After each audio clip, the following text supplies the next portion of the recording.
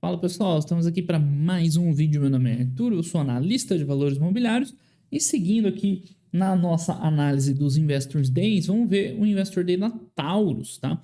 Então a Taurus foi uma empresa que eu comecei uma época mais recente a acompanhar no canal. Na verdade, para ser bem honesto, o primeiro vídeo que eu fiz dela foi no início do ano passado, né? O início de 2021, quando já tinham sinais claros da melhora da empresa, né? Já dava para a gente dizer que o turnaround tinha dado certo. Ao longo do ano de 2021, ela foi só consolidando, né, cada vez mais, né, continuou melhorando ainda, continuou expandindo margem, melhorando o volume dos resultados, desalavancando, de forma que no final do ano, para mim, assim, ela já entrou como uma outra empresa normal, tá? Hoje eu acho que o processo do turnaround que a Taurus passou já é resolvido, né, já é superado, a gente tem que olhar daqui para frente, eu sempre falo isso. Quando você tem uma empresa dessas, né, você investe numa empresa que está em recuperação, são duas coisas distintas. Uma é o processo de recuperação, e depois que ela recuperou, como para mim é o caso da Taurus, você tem que ver dela dali em diante como uma empresa normal, como qualquer outra empresa sua, tá? Então a Taurus para mim tá nesse estágio já, e é por isso que aí tem que começar a olhar, já não é mais a mesma tese do turnaround, mas os dados da Taurus são bem interessantes. Essa apresentação foi muito boa, foi uma das que eu mais, né, achei proveitosas, né? Eles fizeram uma apresentação presencial, né, num evento presencial, mas tem o vídeo para quem quiser. Acho que tá até no YouTube, eu não sei se tá no YouTube. Tá no YouTube, com certeza. Então é só procurar lá. Mas no site de relações com investidores tem também o link, tá? Então, caso você não acredite em mim aqui na apresentação, pode ir lá direto na fonte. Então, vamos ver os highlights, eu vou destacar os pontos que eu acho mais interessantes aqui sobre a Taurus. Então, eles deram um panorama um pouco maior desse processo de turnaround, foi legal. Eu já tinha visto boa parte dessas informações, mas acho que nem todo mundo, né, teve acesso ou já viu tudo isso. Tem uns revólveres, pistolinha. Vamos lá, aqui, tá? Então, o que aconteceu? Esse grupo que tá no controle, no comando da Taurus hoje, ele assumiu a empresa em 2015, tá? Né, eles começaram a comprar em 2014, mas só botaram a mão na empresa para mudar as coisas em 2015. Então, aqui eles começaram a mudar a empresa e, claro, né, até esse momento era uma empresa muito ruim, péssima, tinha margens muito baixas, eles falaram em 13% de margem bruta, que era impossível ser uma empresa rentável, estava com endividamento de mais de 10 vezes dívida líquida e EBITDA, e enfim, né, era uma empresa que estava caminhando para o buraco, né, definitivamente, e os caras conseguiram fazer um negócio fantástico, né? Eu já falei que a Taurus é um raríssimo exemplo de empresa assim, em recuperação que deu certo, tá? Então, eles falaram mais detalhes de como aconteceu, planejamento, foco em armas e tal, mas basicamente, resumindo, o que eles conseguiram fazer? Primeiro, esse aqui, fundamental, se você não tem um produto bom, não tem como prosperar, e os produtos da Taurus eram ruins, tá? Eu, para quem não sabe, né, eu trabalhava como perito criminal aí até o final do ano passado, e enfim, a gente tinha armas Taurus da instituição, todas com problema, né? A minha arma, ela só resolveu o problema que estava cautelado comigo depois que eu levei num colega que era armeiro lá, ele deu uma geral lá, resolveu.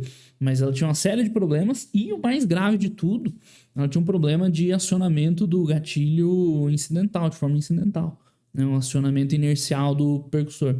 Então, foi um problema grave de segurança. Muita gente teve incidente de tiro por conta de uma falha de projeto das armas da Taurus. Então, não era nem só um projeto ruim, um produto ruim, era de risco ainda. Muita gente se feriu. Eu não lembro se chegou a morrer, gente, ou não, mas com acidente de tiro, lesão, com certeza. Vários, inclusive, na minha instituição. Então, era um problema, enfim, né, estrutural.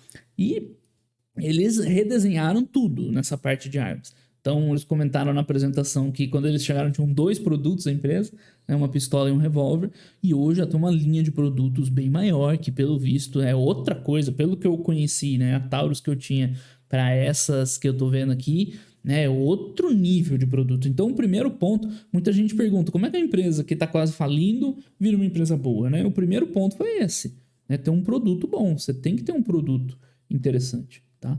Então, é o que ela não tinha antes, um produto que, inclusive, representava risco aos clientes, e hoje tá ganhando os prêmios e tudo mais, né? Então, eles começaram reinventando isso, tá? Segundo ponto importante, né? Reestruturação. Aí isso é mais comum de empresas no geral, né? Cortar custos, principalmente. Então, eles tinham 3 fábricas, fecharam 2, centralizaram tudo numa só lá no sul, São Leopoldo, não lembro de que é a fábrica deles. Mas centralizaram num lugar só, cortaram custos, otimizaram. Eles falaram muito de otimização de processo, né? Aqui é o terceiro ponto, né? Que é otimizar, melhorar os processos, tal. Vou colocar otimizar aqui. Ou seja, né, ter um custo menor, enfim, ter produtos de qualidade maior passa por isso também. Então é assim que você consegue virar uma empresa, basicamente virar do zero, né? E foi legal eles contando um pouco mais da história de como isso aconteceu. Então, a partir de 2018, né, aí eles já, uma vez que você cumpriu esses 3 pontos que eu coloquei aqui, aí você consegue começar a reduzir dívida, né, renegociar com o banco, levantar um capital lá para ajudar a sanear lá o rombo, elevaram a margem bruta, ó, lembra, eu falei 13 aqui atrás para, né, 30 e poucos, né, hoje acho que está até melhor, né, e voltando a gerar caixa. Então, olha só, não vai acontecer isso aqui, né, sem isso aqui. Enfim, do jeito que a empresa estava, era buraco. Eles conseguiram, primeiro, né, recuperar o core, o negócio, o core, né, fabricar boas armas com lucratividade, tá? E aí sim, aí você começa a administrar a dívida, né? A margem melhora como consequência, volta a gerar caixa, volta a pagar a dívida. Então note que esse primeiro aqui é causa e isso aqui é consequência, né? Só vai conseguir essas ações aqui de 2018 pelas ações que eles tomaram aqui, né, nesses 3 anos. Tá? E 2019 é onde a empresa começou a dar um salto um pouco maior. Né? Aqui ela estava só se recuperando, né, só salvando a empresa dos aparelhos. Eles criaram uma joint venture lá na Índia, que depois eu acho que tem mais informação. Inauguraram uma fábrica nos Estados Unidos, que hoje é importante. Criaram um CIT, eles falam muito desse CIT na apresentação, que é um centro de tecnologia e engenharia, onde eles desenvolvem esses produtos, ou seja, isso aqui, né, é fundamental. Para cá, né? Já desenhei a setinha errada. Mas é fundamental para você ter um produto de qualidade que vende bem com boa margem. Ele tem que sair de algum lugar, né? Não vem sozinho assim. É fundamental para retroalimentar isso aqui. Então começou a ganhar os prêmios das armas. Aqui eu achei slide, eu não consigo rolar. Mas enfim, né? São as armas que eles começaram a ganhar os prêmios. Né? Por quê? Porque tinha um produto bom, porque teve um design bom, aí começou a pagar a dívida, aumentou a caixa e finalmente começou a dar lucro, tá? Então, 2020 foi o ano, 2019 começou a transformação, mas 2020 estava claro que a empresa, né, já tinha deixado o pior para trás, ainda não tinha terminado o processo. Acho que o processo terminou 2021 mesmo, assim, ó, bom, já foi, né? O turnaround já foi, mas em 2020 já dava para ver que foi quando eu fiz o primeiro vídeo. No segundo semestre de 2019 já dava para ver que assim, opa, isso aqui deu certo, né? Tá dando certo pelo menos. Né? Eu fiz o primeiro vídeo no canal início de 2020, mas de verdade 2019 foi o ano da virada mesmo, né? Onde os números apareceram. Então bem interessante ver esse histórico. Eu já tinha visto algumas coisas, não tudo, foi bem legal. E aí, né, aquilo, 2020 já estava claro que a empresa, né, tinha mudado da água para o vinho e...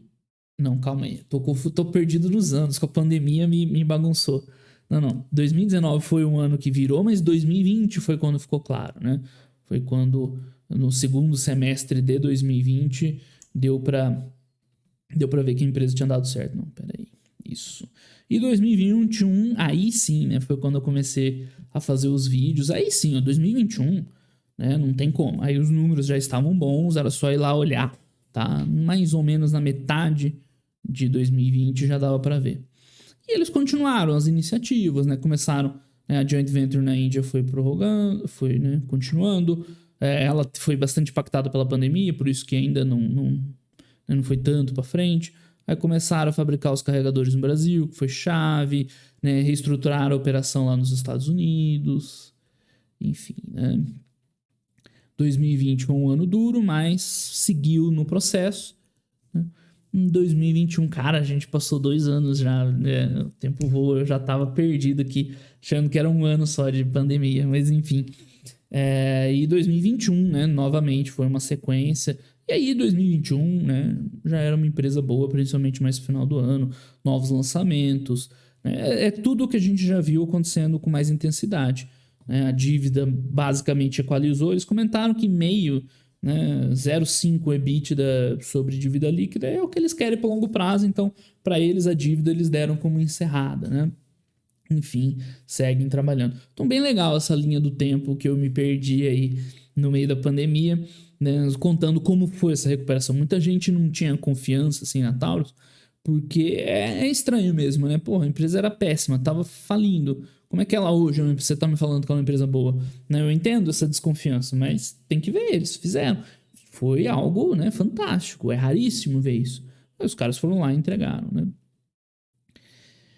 Enfim, mais uma comparação aqui falando de mais sobre. Enfim, tem um pouco de tudo, né? Mas essa parte de produção aqui é interessante, tá? Não só a empresa fez aquilo que a gente falou lá atrás, né, melhorou os produtos, cortou custo, otimizou, mas ela já está crescendo produção. Por isso que eu falei, ela já é o turnaround 2.0.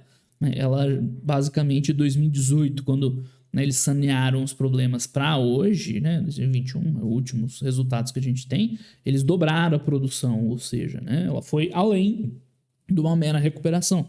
Por isso o caso dela é tão peculiar. Né? A receita triplicou, claro, tem ajuda aí de dólar e tal, mas enfim, triplicou a receita. Muita empresa em turnaround, só dela manter a receita e melhorar os números para baixo já é lucro. Né? Você já está feliz. Não, os caras aqui triplicaram a receita. A dívida, né, caiu pela metade e aí dividindo pelo EBITDA, né, tá equalizado. A alavancagem, né, ridículo, saiu de 11 vezes para meio. Né? Ou seja, a empresa renasceu. E aí, isso aqui é consequência, tá? Cotação é consequência de um negócio bem administrado, né? Subiu 10 vezes, 11 tá aqui. Tá? Mas isso você só consegue porque aconteceu tudo aquilo que a gente falou no negócio. Muito interessante. Tá lá mais um revólver. Muito bonitas as armas deles recentes, né? Aí, arma longa, revólver, pistola. Enfim, voltando aqui. Em termos aí de números, né, os números da DRE, né, tá a mesma coisa que a gente viu lá atrás. Receita expandindo de uma forma, né, bem expressiva. A alavancagem operacional presente, então note que aqui é mais linear, né, mais ou menos, né, um pouco mais, um pouco menos linear, mas no EBITDA já veio um exponencial, né, porque tem alavancagem operacional, diluição de custos fixos, e no lucro, né, não tem nem o que falar, né, no lucro aqui é algo, né, absurdo, saiu do prejuízo, primeiro lucro em 2019, mas hoje, né, 10 vezes maior o lucro. Então aqui ainda tá, né, disparando esse resultado aqui no bottom line, tá? Que mais competitividade de empresa? Voltando a falar um pouco do negócio, né? Por que a Taurus tem de tão especial que assim conseguiu revolucionar? As armas são boas, pelo visto, né? O projeto parece interessante, moderno e tal, mas a principal competitividade dela é preço, tá? Então, no mercado americano, que é o principal mercado do mundo e deles também, tá? Eles são o player que tem o ticket mais baixo, oferecendo uma arma de qualidade. Então, eles falam que o custo-benefício deles é imbatível. A gente tem um produto bom, o nosso preço é muito abaixo dos concorrentes, então, né, é aquele produto, né, que todo mundo quer. Tá? Então, esse fato deles terem um preço mais baixo, ele é muito bom, porque você ainda tem potencial para aumentar o preço, né, à medida que a demanda for vindo também. Né? Eles estão planejando o lançamento de novos produtos de mais valor agregado, ou seja, né, de ticket médio maior e que entre mais margem para a empresa, além de, né, dar um reposicionamento na marca. Eles são hoje marca de entrada nos Estados Unidos, mas o que eles querem com os produtos melhores, de mais qualidade, ser reconhecido como uma marca boa também, não só do custo-benefício, tá? Então eles reajustaram o preço em 2021, aí 10% nos Estados Unidos e 17% no Brasil, e continuam com a demanda boa, né? Isso é muito saudável, mostra que, né, quer dizer, isso é muito bom, mostra que a demanda é muito saudável pelos produtos da empresa. Então aqui eles se comparam com os concorrentes em termos de margem e tal, e eles são a melhor margem bruta, a melhor margem EBITDA e a melhor margem líquida. Isso é muito bom porque Na margem bruta, você consegue ver, né, o processo de fabricação, aquilo que a gente viu no primeiro slide, né, que eles reformularam tudo, otimizaram, cortaram custo, né, porque o preço dos insumos é o mesmo para todo mundo vai comprar lá aço, polímero e tal pelo mesmo preço, né, mas aí o quanto você vai ter de despesa vai depender dessa tua eficiência fabril, da fábrica, assim, operacional. A EBITDA mostra o quanto a empresa é eficiente do ponto de vista corporativo, de custo administrativo, esse tipo de coisa. A gente vê que mantém, na verdade, até amplia a vantagem deles. Né? Mantém, aproximadamente mantém. Diminui um pouquinho, na verdade. Mas enfim, mantém a vantagem aqui, mesmo eles tendo um volume de vendas menor que a Hugger e a Schmidt Wesson. Então quer dizer que ainda tem ganho de diluição, com certeza, de despesa aqui nessa margem. E por último, né, na margem líquida, aí entra eficiência financeira, de impostos e tal. Acaba sendo menos útil de todas, né? Melhor ver a margem operacional. Mas, enfim, tá lá eles ainda na frente. Isso tende a melhorar também, já que o endividamento, essa redução do endividamento é mais recente, né? É um negócio de agora. Então, mesmo com a taxa de juros no Brasil aumentando, teve impacto, eles têm dívida em dólar, então teve impacto, com certeza, da desvalorização cambial, né? Mas o custo financeiro tende a melhorar um pouquinho. Que mais? Empresa geradora de caixa? Hoje dá para dizer, né? Até 2 anos atrás, não. Ainda tinha um EBITDA. Não é ruim, tá? Esse EBITDA que eles chegaram aqui era ok até. Mas hoje não tem nem comparar, né? Com o EBITDA de hoje. Muito expressivo. E isso aqui, se eu não me engano, é o acumulado, não é os últimos 12 meses. Como ela está crescendo muito rápido, né? O acumulado dos. Desculpa, né? É o acumulado dos últimos 12 meses, não é o anualizado. Então seria até mais prudente usar um anualizado para ver o resultado dela, já que ela está crescendo muito rápido. E eles são conservadores, botaram, salvo engano, aqui, ó, tá aqui, EBITDA dos últimos 12 meses. Então, na verdade, isso aqui é melhor ainda, tá? Se a gente analisar o patamar atual, que é o que tende a acontecer. Né? Endividamento resolvido, geração de caixa muito forte, o tamanho da empresa. Isso acaba refletindo nas cotações, né? É claro que, né, pessoal, é assim, a gente não vai adivinhar. Isso aqui foi claramente aquela sardinhagem que teve nas eleições, né? Nas eleições de 2018, não sei o quê, governo novo, que assim, não tinha nada aqui na empresa ainda financeiramente. Claro, a gente hoje sabe que eles estavam no meio daquele processo de turnaround, mas não tinha se refletido nos números dela. Então isso aqui foi pura especulação, tá? Pura sardinhagem.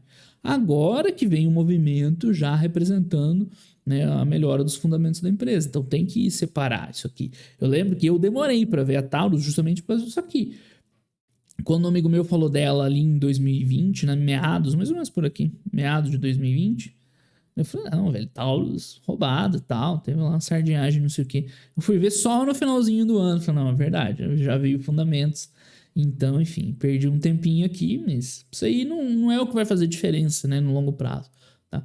Então, muita gente tenta ficar adivinhando as empresas a hora que elas estão aqui, tá? Não, esquece esse movimento aqui. Né? A hora que as empresas estão lá embaixo, pegando empresa ruim, que está quase quebrada. O que vocês têm que entender é que a Taurus é uma exceção, tá? A Taurus é uma exceção. Ixi, eu vou escrever exceção aqui, vou escrever errado.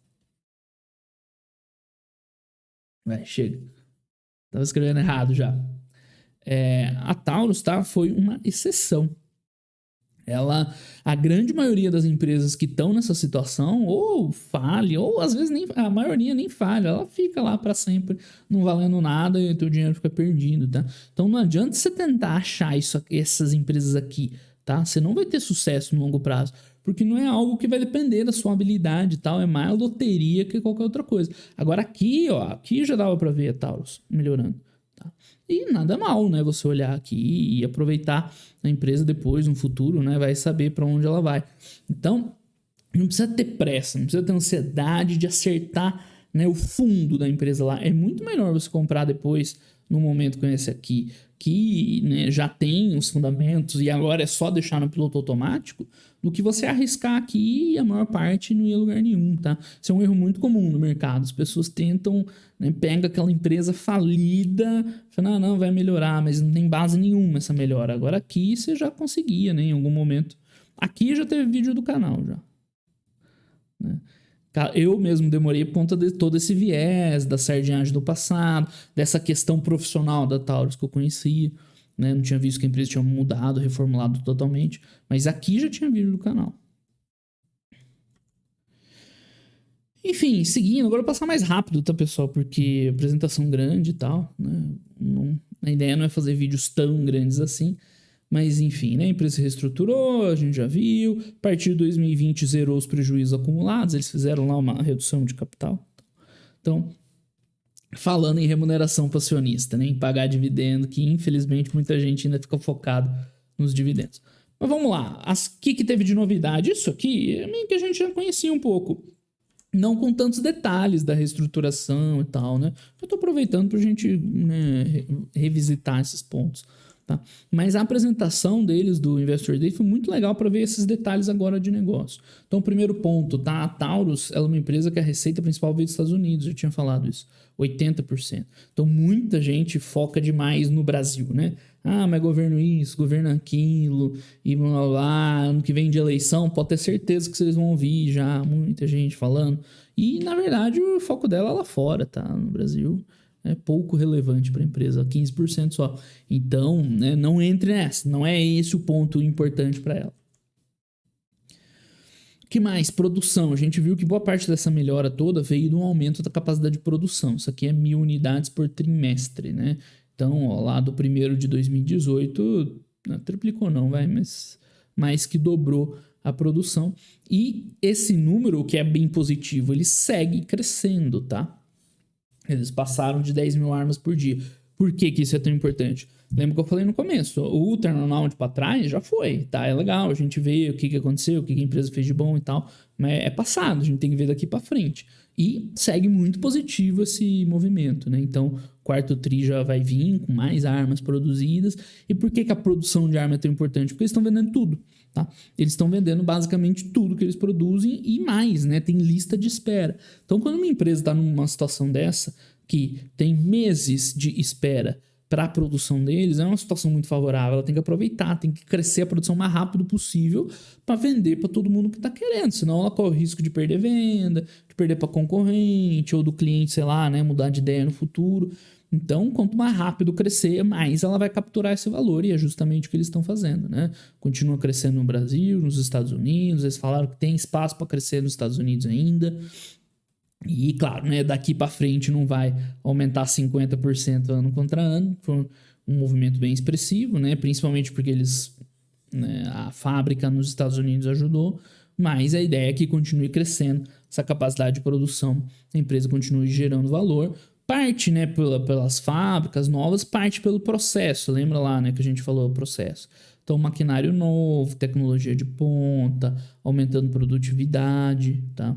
Isso é bem legal, porque geralmente você tende a ganhar margem quando você cresce com base na produtividade. Quando você cresce só no volume, normalmente você não ganha margem, né? Você vai aumentar os custos também. Eu vou abrir uma fábrica nova, vai ter os custos dessa fábrica nova.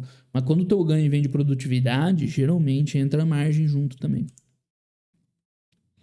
Tá, aqui o mercado consumidor deles, a gente viu que o principal é Estados Unidos, mas eles vendem arma para o mundo inteiro. Rest of the World, ROW, então tem 92 distribuidores no mundo, eles dão lá 300 embarques por ano, bastante coisa. Além das vendas no Brasil, que, claro, né, é importante para a empresa, porque é o país dela, tudo mais. Embora no volume financeiro, né, o negócio é mais Estados Unidos e exterior. Enfim, a Taurus hoje é a terceira maior vendedor, fabricante, né, de armas curtas, né, armas leves, pistola, revólver no mundo, tá? E isso é bem relevante. Não é pouca coisa não, até porque eles estão quase passando a Glock, né, que é bem conhecida aí, fabricante austríaca de pistolas. Então, é só ficar atrás da Smith Wesson. O pessoal lá da diretoria falou que eles têm como meta ser o maior vendedor de arma curta do mundo, tá? E tá chegando, né? Tá chegando aos poucos aí no patamar da Smith Wesson. Né? Fora a arma curta, revólver, pistola, aí você tem arma longa, fuzil, né? Escopeta, arma de caça, tá? Esse tipo de coisa. Mas a arma curta é o principal business deles. Eles falaram, ó, a gente é uma empresa de arma. Se aparecer aí no futuro mais demanda por arma longa, beleza. Mas hoje, né, o ponto forte da empresa são as armas curtas. Então ela é líder. E esse slide aqui é interessante, tá? Eu não tinha visto, ou pelo menos não me lembrava dessas informações aqui, tá? Ela é a líder no segmento de revólveres nos Estados Unidos, tá? Não só líder, como ela tem 40% no market share. É bastante. E para 2021 eles estão estimando 60% de market share. Cara, isso aqui é market share de Ambev, tá? 60%. É muita coisa, tudo bem. A arma é muito diferente de cerveja. Mas muito relevante. Eu não me lembrava dessa informação. Não sei se eu tinha visto ou não, tá? Que eles têm 60% do share de revólveres nos Estados Unidos, que é bem relevante para o mercado americano principal do mundo, e revólveres é um dos principais produtos deles, tá?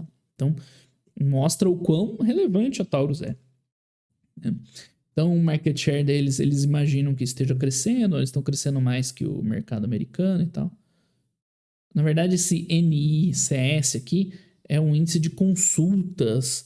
Sim, lá nos Estados Unidos tem as regras para você comprar arma, né? Você tem que chegar lá, enfim, não sei como é que é. Mas eles fazem uma consulta, esse background check, né? Para ver se a pessoa não tem nenhuma limitação que impeça de ter uma arma. Então eles usam esse número para estimar a demanda, né? O aquecimento da demanda. Se o lojista pesquisou, né, o background lá do cara que está querendo comprar, né? Ou seja, né, se houve uma pesquisa de background, quer dizer que tem um comprador em potencial.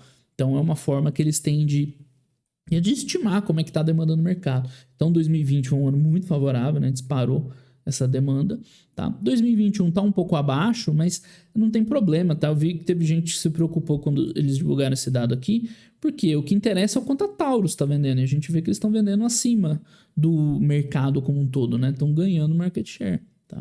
Então não precisa necessariamente o mercado... Claro, é positivo o mercado expandindo, mas ele aqueceu muito em 2020 e é normal, né? Em cima de uma base alta, são um pouco mais baixos. E mesmo assim, a Taurus está crescendo 30% de vendas. Tá? Então, não é para se preocupar com esse indicador aqui, eles explicarem mais detalhes dessas informações. Bom, a Taurus para o futuro. Então, parece que o pessoal me ouviu lá. E aí, beleza, turnaround ok, já foi, muito bacana, mas e aí, e para frente, o que a gente pode esperar? Então, os caras vão continuar focando, né, em qualidade, inovação, tecnologia, que está dentro daquela primeira vertical lá do produto, né, que eu coloquei lá no primeiro slide. Esse CIT lá, o centro de engenharia deles, eles falaram muito, né, que é fundamental para a empresa, porque são eles que vão desenvolver os produtos, e dos produtos que vai vir, né, receita, margem, e tá certíssimo. Tá? Então, eles têm projetos novos modelos, uns materiais diferentes, né? Aplicação de grafeno lá no polímero, eu estava explicando como é que é, bem legal, né? Você põe o grafeno na composição do polímero. Essa parte da arma, tá? Só para quem não entende nada, é o frame dela. Enfim, pode ser de metal e tal, mas nas armas modernas, a Glock, que começou muito com isso, é de polímero, de plástico, vai. Plástico é uma forma bem simplista, né? Um material sintético que é mais leve e tal, deixa a arma como um todo mais leve para manipular e tudo mais. A parte de cima que tá faltando aqui, ó, né, para completar o revólver, bom que o revólver, a pistola, pô, até parece, né? Eu era perito criminal falando bobagem aqui, né? A parte de cima é o ferrolho, isso aqui, né, com certeza de metal e tal, porque é o que vai sofrer a pressão dos gases lá no disparo, que vai ciclar e realimentar a arma. Então isso aqui é metal, beleza. Tá? Mas a parte de baixo você consegue substituir por polímero, diminuir o peso da arma, aumentar o conforto e tal para usar. Então o grafeno é um composto lá de carbono que eles adicionam na composição desse polímero para, né, ele ter propriedades melhores, né, dissipar calor, ser mais resistente e tudo mais, tá? Bem interessante também. Corrosão, né? A arma de porte, eu tenho um problema sério de corrosão. Se você porta ela tá em contato com suor, com não sei o que, mesmo que você limpe, acaba, né, perdendo os coatings e tal. Então, bem interessante isso aí. Que mais? Aí eles falaram de um monte de tecnologia, né? Não vou saber reproduzir aqui, né? Bem técnico, apesar de alguma coisinha eu entender, mas nem tudo. Essa parte de tecnologia de materiais não entendo nada, né? Entendo mais da arma em si.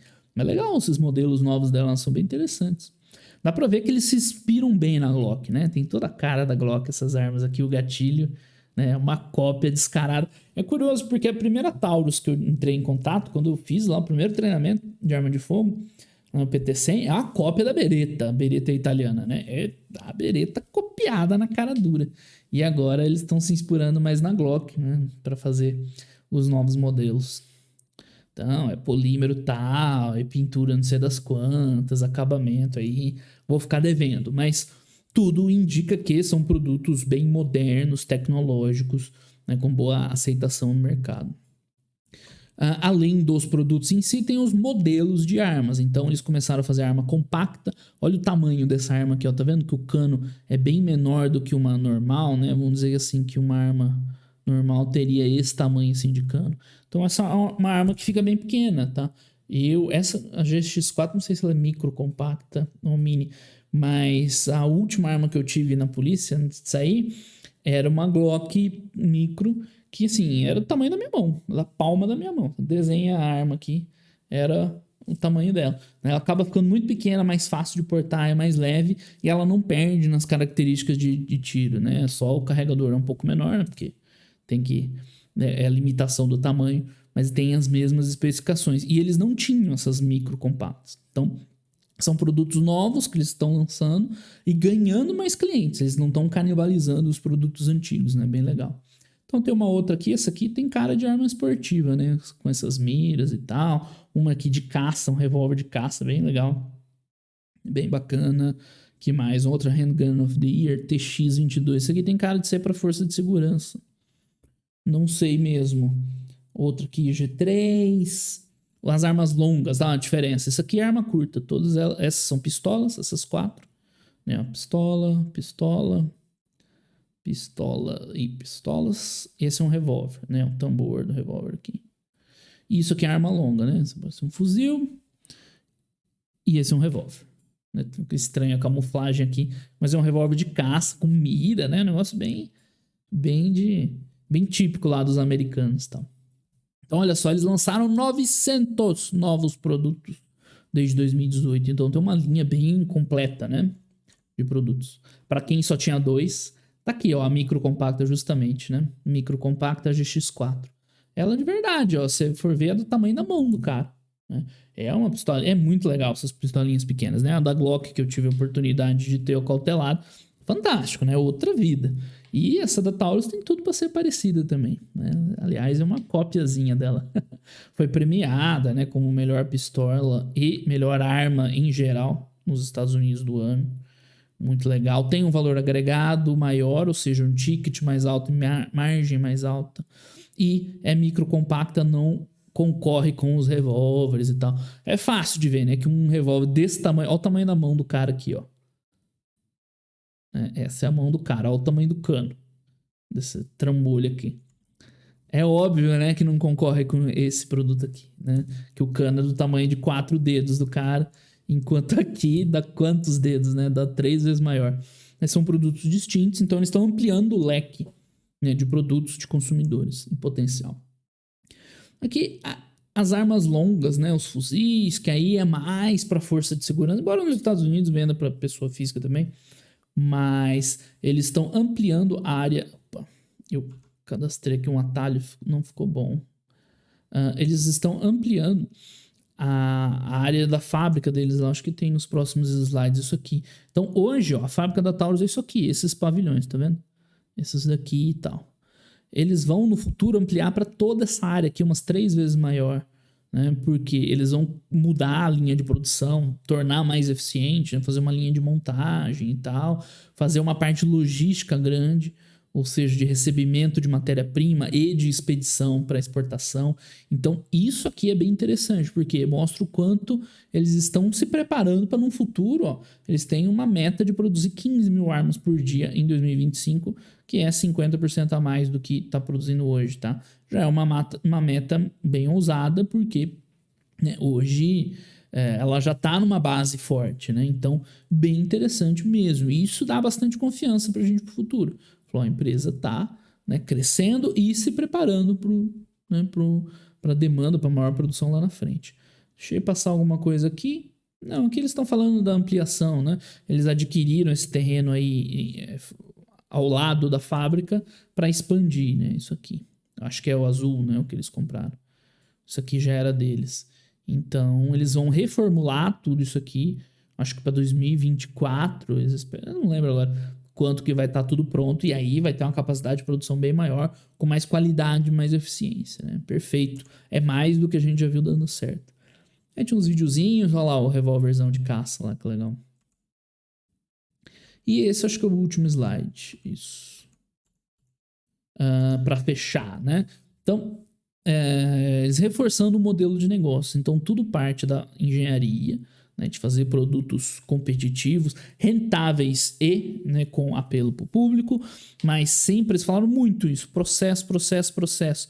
Ou seja, só vamos fazer se for eficiente, se tiver margem, se conseguir fazer rápido, enfim, focando muito no processo. Atrás de mim aqui tá logística, que, né, eles comentaram que é fundamental para exportar para aquele monte de países, para atravessar um momento igual a gente está hoje, de falta de matéria-prima, tá? Então eles vão reforçar a logística naquela nova fábrica e tal.